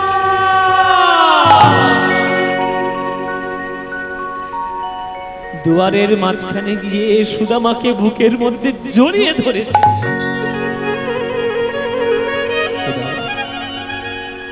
সুদামা, এতদিন পর আমার কথা মনে পড়েছে তো? তুই আমাকে দেখতে এসছিস সুদামা? জড়িয়ে ধরেছি। ও মায়েরা, জড়িয়ে ধরেছে ভগবান কৃষ্ণ সুদামাকে। আর যে দাড়ি দুটো তাড়িয়ে দিচ্ছিল ঘাড় ধাক্কা দিয়ে, এবার তাদের বুকের ভিতর ঢিপ ঢিপ করছে। সর্বনাশ! এ তো সত্যি রাজার বন্ধু রে। ভাগ্যিস আমরা দুঘা কষিয়ে দিইনি, দিলেই আমাদের হতো। এবার চাকরিও যেত, জীবনও যেত। সেই দুটো দাঁড়িয়ে এসে এবার সুদামার পায়ে আছাড় খেয়ে বলছে, ঠাকুর মশাই, ঠাকুর মশাই, আপনার পায়ে পড়ি, আপনার পায়ে ধরি, আপনি যেন আমাদের ব্যবহারের কথা কিছু বলবেন না মহারাজকে, নইলে আমাদের চাকরি জীবন দুই যাবে। সুদামা বলছে, না না, আমি কেন বলবো? তোমরা দাড়িদের যা কর্তব্য তোমরা তাই করেছো, আমার কোনো বক্তব্য নেই। ঠিক আছে? আচ্ছা ঠিক আছে, যাও, এবার আমি আমার বন্ধুর সঙ্গে যাই। হ্যাঁ হ্যাঁ, আপনি যান। এই সুদামা, কিরে দরজায় বসে দাঁড়িয়ে দাঁড়িয়ে কথা বলছিস? ঘরে যাবি না? চল চল, ঘরে যাবি, চল। হাত ধরে টেনে নিয়ে ভগবান কৃষ্ণ সুদামাকে টেনে নিয়ে চলেছে অন্তঃপুরের মধ্যে। নিজের আঁচলে দিয়ে সুদামা যে রাস্তাটায় যাবে, সেই রাস্তাটা ঝাঁট দিতে দিতে যাচ্ছে কৃষ্ণ। উপর থেকে ওই গোলাপ ফুল, পদ্ম ফুল, রজনীগন্ধা উড়ে পড়ছে গায়ে। একটা রাজা যেমন একটা রাজার বাড়িতে খাতির পায়ে, সম্মান পায়, ঠিক একই ভাবে সুদামাকে নিয়ে যাচ্ছে কৃষ্ণ নিজের ঘরের মধ্যে। ঘরের মধ্যে এলো, সুদামাকে সিংহাসনে বসালো আর আজ্ঞা দিল, এই এই রুক্মিণী, তুমি যাও একটা সোনার ঘটিতে ভর্তি করে দুধ নিয়ে এসো। সত্যভামা, তুমি চলে যাও একটা সোনার ঘটিতে দুধ, ওই তুমি একটা সোনার ঘটিতে বড় বড় সোনার ঘটিতে গঙ্গার জল নিয়ে এসো। তুমি জল নিয়ে এসো, তুমি দুধ নিয়ে এসো। এই দাসদাসীরা তোমরা যাও রত্ন মণি মুক্তা খচিত সোনার পাত্র নিয়ে এসো। সুযোগ যখন পেয়েছি এতদিন পর, আজ আমার বন্ধুর চরণ সেবা আমি করব। রুক্মিণী নিয়ে এলো দুধ, সত্যভামা নিয়ে এলো জল, দাসদাসীরা নিয়ে এলো পাত্র। সেই পাত্রের উপরে চরণে রেখে দিয়েছে সুদামায়। আস্তে ভাইরা, কথা নয়, চরণটা রেখে দিয়েছে। প্রথমে গঙ্গা জল দিয়ে ধুইয়ে দিল সুদামার চরণ, তারপরে দুধ দিয়ে ধুইয়ে দিল সুদামার চরণ। বিশ্ব ব্রহ্মাণ্ডের মালিক হয়ে আছে ভগবান কৃষ্ণ ভক্ত বৎসল হয়ে। প্রথমে গঙ্গা জল, তারপরে দুধ, চরণ ধুইয়ে দিল। আর এই দুধ আর জল মিশে গিয়ে যেটা থালায় পড়লো সেটা চরণামৃত হলো। আর কৃষ্ণ বিশ্ব ব্রহ্মাণ্ডের মালিক হয়ে সেই চরণ ধোয়া জল কৃষ্ণ পান করিল। নিতাই গৌর হরি বল। সুদামার চরণ ধোয়া জল যখন কৃষ্ণ পান করছে, সুদামা এসে কৃষ্ণের হাত দুটো জড়িয়ে ধরেছে। কানাই, কি করছিস তুই? কি করছিস? আমার পা ধোয়া জল খাচ্ছিস? ছি ছি ছি ছি ছি ছি ছি ছি, আমার নরকে জায়গা হবে না। ও কৃষ্ণ, তুই কি করলি? কৃষ্ণ বলছে, চুপ। এতদিন তুই আমার বন্ধু ছিলিস, আজ তুই আমার ঘরে এসেছিস, আজ তুই আমার অতিথি নারায়ণ। তুই আমার নারায়ণ, আর নারায়ণের চরণ ধোই যদি না দিই তাহলে আমার যে সংসারের কল্যাণ হবে না, আমার যে সংসারের অকল্যাণ ঘটবে রে সুদামা। তাই তোর চরণ ধুইয়ে দিয়েছি। চল চল, তোকে নিয়ে আজ আমার ঘরে যাই। এ পিছনে কারা এই কথা বলছে?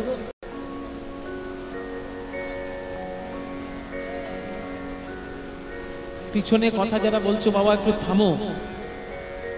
একেবারে কানের কাছেই জেনারেটরটা বসিয়েছে, জেনারেটরের প্রচুর আওয়াজ স্টেজে আসছে। তারপর পিছনেও যদি কথা বলে তাহলে গানের ভাব নষ্ট হয়। হরি বল।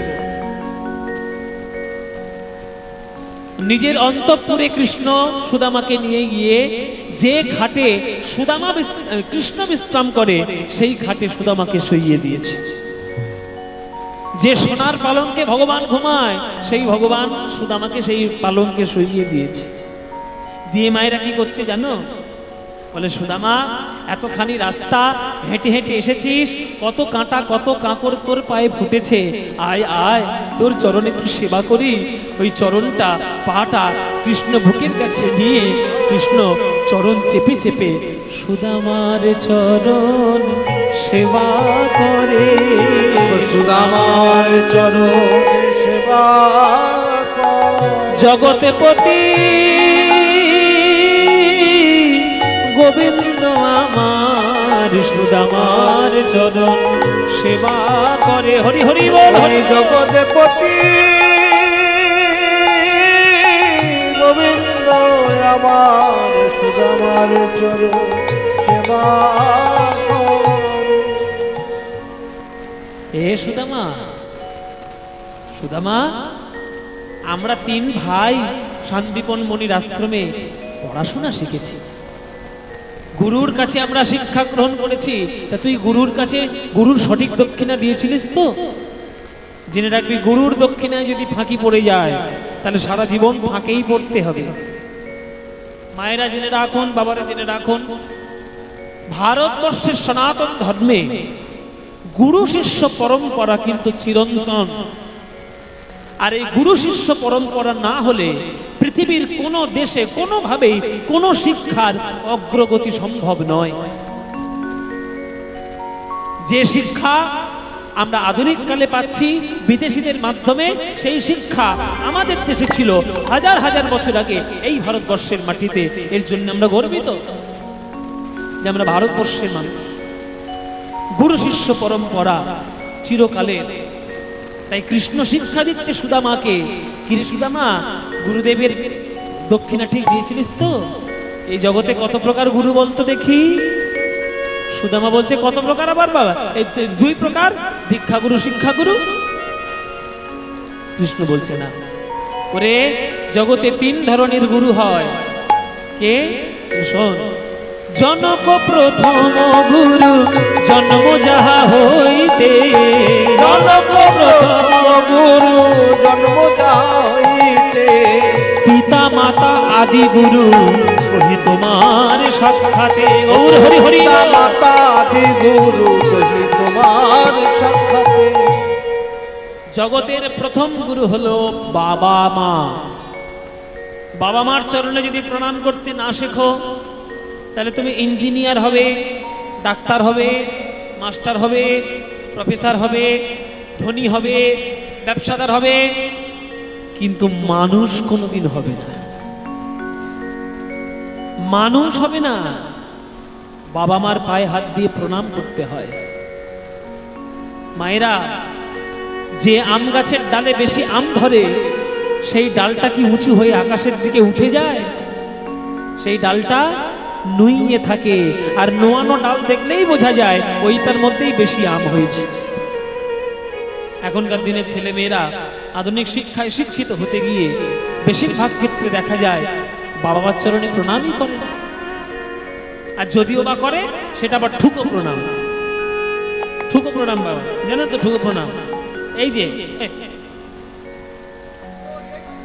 মানে শ্রদ্ধা ভক্তি কিছু নেই, করার দরকার করছে, এই ঠুকো প্রণাম। ওই রকম প্রণাম করে কোনো লাভ নেই। যদি প্রণাম করতে চাও তো পূর্ণ শ্রদ্ধা যেন তোমার মনের মধ্যে থাকে। অন্তত করো জোরে, মাথাটা তার দিকে নিচু করো, আমাকে আশীর্বাদ করো নিচু। এই হচ্ছে প্রথম গুরু বাবা মা। আর দ্বিতীয়, দীক্ষাদাতা শিক্ষাদাতা রূপে বৈষ্ণব ব্রাহ্মণ। দীক্ষাদাতা শিক্ষাদাতা রূপে বৈষ্ণব ব্রাহ্মণ। ওরে দ্বিতীয় প্রকার গুরু এই করিলাম বর্ণন।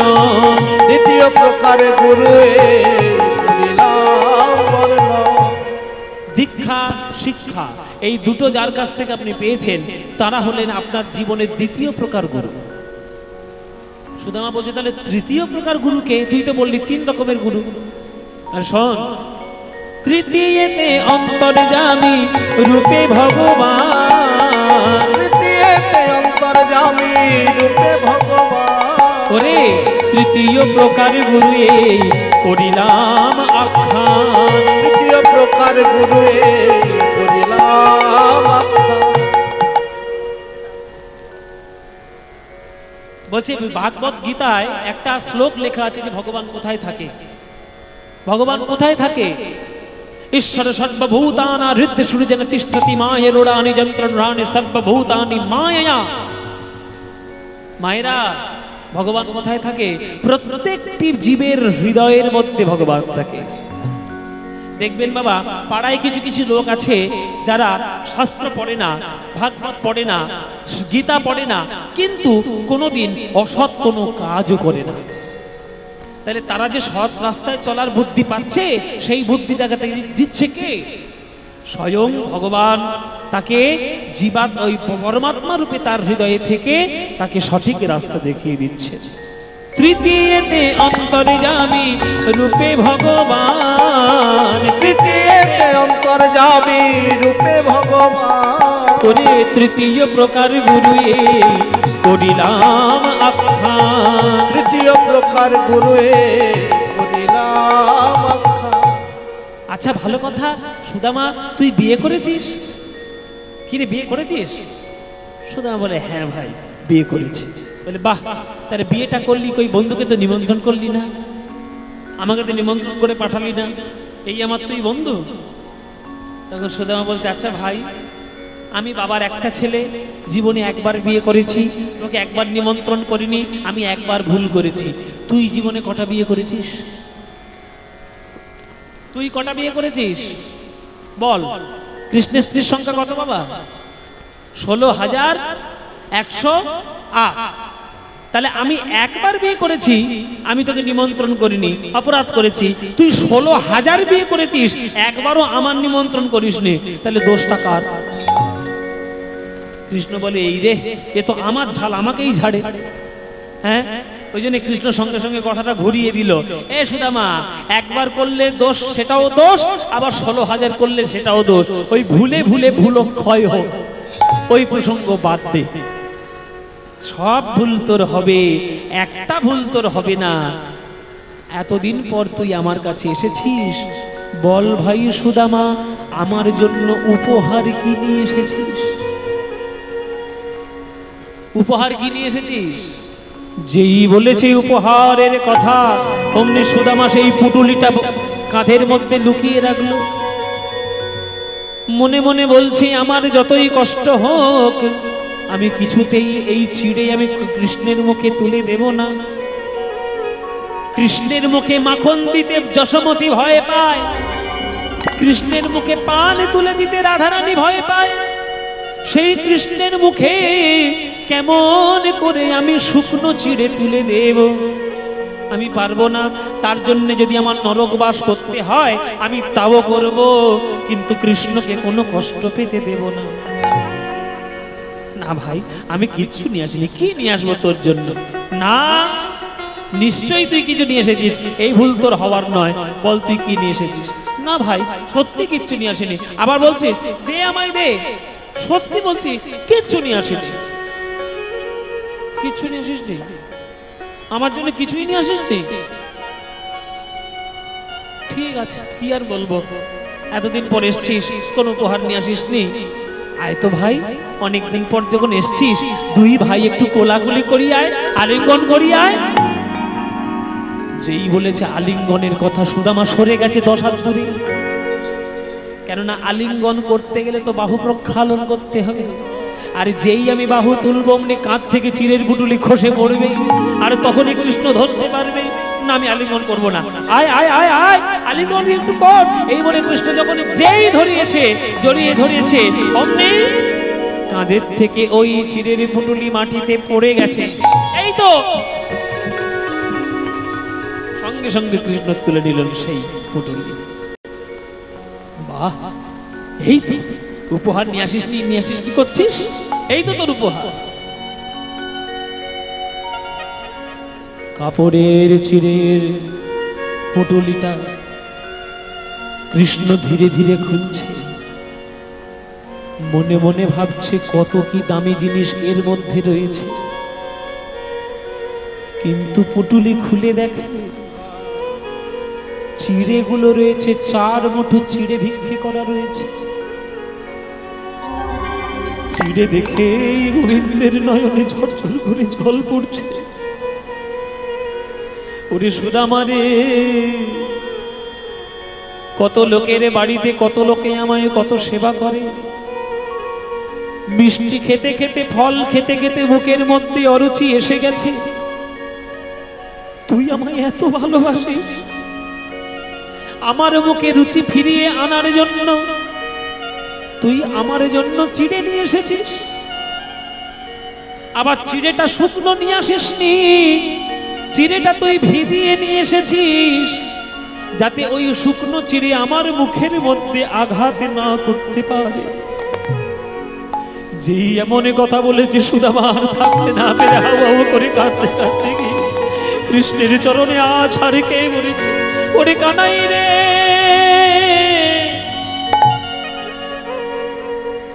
আমি তোর জন্য এত শত চিন্তা করে চিড়ে আনি নাই। আমি যখন রাস্তা দিয়ে হেঁটে হেঁটে চিড়ে নিয়ে আসছিলাম, আমি ভাবছিলাম আমার কৃষ্ণের মুখে কেমন করে শুকনো চিড়ে তুলে দেব। এই কথাটা ভাবতে ভাবতে আমার চোখের জলে চিড়ে ভিজে গিয়েছে, চোখের জলে চিড়ে তাই গৌর হরি বল, গৌর হরি বল। চোখের জলে চিড়ে ভিজে গিয়েছে, চোখের জলে চিড়ে ভিজে গিয়ে আমি কেমন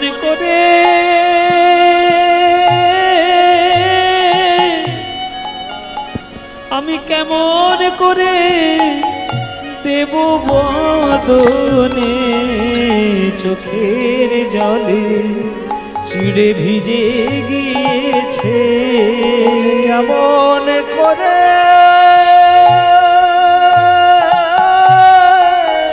দেব বদনে, চোখের জলে চিড়ে ভিজে গিয়েছে। কৃষ্ণ বলে সুদামা তুই এত কাঁদিস না। ওরে সুদামা রে, কত লোক কত পুজো করে মঠে মন্দিরে, তারা মন্ত্র তন্ত্র তুলসী পত্র গঙ্গা জল দিয়ে পুজো করে, কিন্তু কোথাও তো গিয়ে আমি কোনো প্রসাদ গ্রহণ করি না।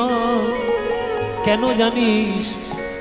তারা নিয়ম কানুন দিয়ে পুজো করে, কিন্তু তোর মতো এমন করে চোখের জলে ভিজাচ্ছি, কেউ তো দেয় না। চোখের জলে ভিজাচ্ছি, কেউ তো দেয়। চোখের জলে ভিজাচ্ছি রে, আমার কেউ তো দেয় না। চোখের জলে ভিজাচ্ছি রে, কেউ তো দেয়। আহা গোবিন্দ সেবা,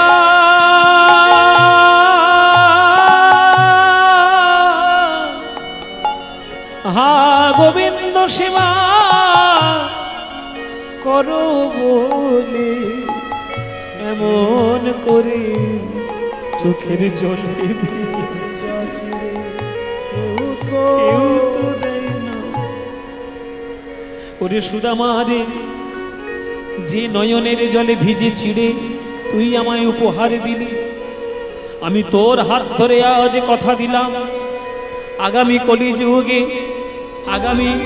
কলিযুগে যখন কোনো ভক্ত কোনো কিছু দিতে না পেরে দুয়ারে দুয়ারে ভিক্ষা করে যদি তোর মতো ভালোবেসে মাটির মালসাতে সাজিয়ে চিড়ের ভোগ দেয়, সেই ভোগ আমি গ্রহণ করব, আর তোর প্রেমে মনে করে চিরকাল সেই ভোগে মাথার উপরে শোয়াবো।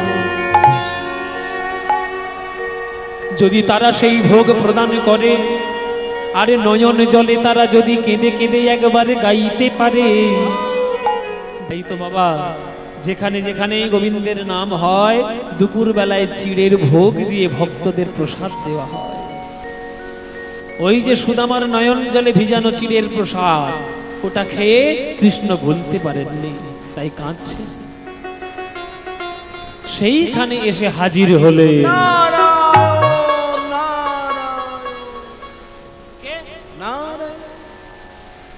তোমারা কে গো? নারদ। বাহ, মায়েরা নারদের খবর খুব রাখে। ও মায়েরা কিছু মনে করো না, মায়েরা তোমাদের মধ্যেই তো নারদ মুনির বাস। ঘাটে গিয়ে, স্থানে গিয়ে, বাজারে গিয়ে মেয়েরা মেয়েদের সঙ্গে যদি কথা বলে নারদগিরি যে কিরকম করে ফোটে, আসলে মেয়েগুলোকে দেখে দেখে এখন ছেলেগুলোও হয়েছে নারদগিরি।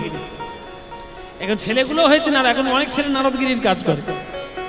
ও মায়েরা নারদ মুনি আমরা সবাই জানি যে ঝগড়া বাঁধায়, গন্ডগোল বাঁধায়, কিন্তু নারদ মুনি আজকে এসছে দ্বারকার রাজসভায়, এসে দেখছে যে সবাই কিছু না কিছুর জন্য আনন্দে তারা পাগল হয়েছে। কিসের আনন্দ? কৃষ্ণ ওই যে চিড়ের পুটুলি, তার থেকে এক মুঠো চিড়ের মুঠো তিনি গ্রহণ করেছেন। এবার দ্বিতীয় মুঠো যখন তুলতে যাবে তখন রুক্মিণী এসে কৃষ্ণের হাত ধরেছে, দাঁড়াও স্বামী, শুধু তুমি খেলে হবে? তোমার পরিবারের এতগুলো লোক রয়েছে, তোমার পরিবার লোক প্রসাদ পাবে না? তখন সবাই একটা একটা করে চিড়ের কণা তুলে নিয়ে মুখের মধ্যে দিচ্ছে, আর যে মুখের মধ্যে দিচ্ছে তার হৃদয়ের মধ্যে প্রেম হচ্ছে, আর হরি বল আনন্দে লাফাচ্ছে। আর ঠিক সেই সময় এসছে নারদ মুনি। এই যে তোমরা তো লাফাচ্ছ কেন, কি হয়েছে তোমাদের? বলছে কি হয়েছে? ও নারদ মুনি, এই এই এই ঘটনা শোনো, নয়নে জলে ভিজানো চিড়ের প্রসাদ সে কি আর সবার ভাগ্যে মেলে গো? নারদ তখন হাত পেতে বলছে দাও, আমায় দাও দাও। বলছে সবগুলো দেওয়া যাবে না, একটা চিড়ের কণা আপনাকে তুলে নিতে হবে। এই বলে নারদ নখ দিয়ে একটা চিড়ের কণা তুলে নিল। হ্যাঁ, ওই সুদামার প্রসাদে যাবে নারদ পাইল, সুদামার প্রসাদে যাবে নারদ পাইল। আরে নাচিতে নাচিতে নারদ কৈলাসেতে গেল, নাচিতে নাচিতে নারদ কৈলাসেতে গেল, ওগো নাচিতে নাচিতে নারদ কৈলাসেতে গেল, নাচিতে নাচিতে নারদ কৈলাসেতে গেল। শিব ঠাকুরের কাছে গেল নারদ মুনি। শিব ঠাকুর বলছে কিরে নারদ, এত নাচছিস কেন, কি হয়েছে? তখন বলছে সুদামার নয়ন জলে ভিজানো চিড়ের প্রসাদ পেয়েছি, আনন্দ কি আর ধরবে না? তখন নক্ষত্রের প্রসাদ শিবের বদনেতে দিল, নক্ষত্রের প্রসাদ শিবের বদনেতে দিল, নক্ষত্রের প্রসাদ শিবের বদনেতে দিল, নক্ষত্রের প্রসাদ শিবের বদনেতে দিল। আরে বম বম বলে ভোলা নাচিতে লাগিল, বম বলি ভোলা নাচিতে লাগিল। নারদ নাচছে, শিব নাচছে, চলে এলো দুর্গা। বলে তোমরা আমায় প্রসাদ তো দিলে না, তোমরা আমায় দিলে না, কিন্তু আমি তো কাউকে বঞ্চিত করব না। আগামী কলিযুগে যখন আমি বিমলা মা নাম ধরে যাব ওই পুরী ধামে, তখন আমি সবাইকে দাঁড়ে দাঁড়ে বিকাবো, দাঁড়ে দাঁড়ে বিকাবো, ওই জগন্নাথের মহাপ্রসাদে দাঁড়ে দাঁড়ে বিকাবো, জগন্নাথের মহাপ্রসাদ দাঁড়ে দাঁড়ে বিকাবো, ওই জগন্নাথের মহাপ্রসাদ বিমলা নামে ধরে, জগন্নাথের মহাপ্রসাদ বিমলা নাম ধরে, জগন্নাথের মহাপ্রসাদ জগন্নাথ নামে ধরে দাঁড়ে দাঁড়ে বিকাবো, দাঁড়ে দাঁড়ে বিকাবো, দাঁড়ে দাঁড়ে বিকাবো। 10 দিন ধরে রইল সুদামা কৃষ্ণের ঘরে। 10 দিনের মধ্যে কুবের আর বিশ্বকর্মা লক্ষ্মীকে বলে সুদামার কুড়ে ঘরটা রাজার মতো রাজপ্রাসাদ করে দিল। আর 10 দিন পরে যখন সুদামা নিজের বাড়িতে গেল, তখন দেখছে নিজের বাড়িটার বাড়ি নেই, প্রাসাদ হয়েছে। হ্যাঁ, কৃষ্ণ আর সুদামার দেখো মিলন হইল গো, ভক্তগণে সবাই মিলে একবার হরি হরি বল।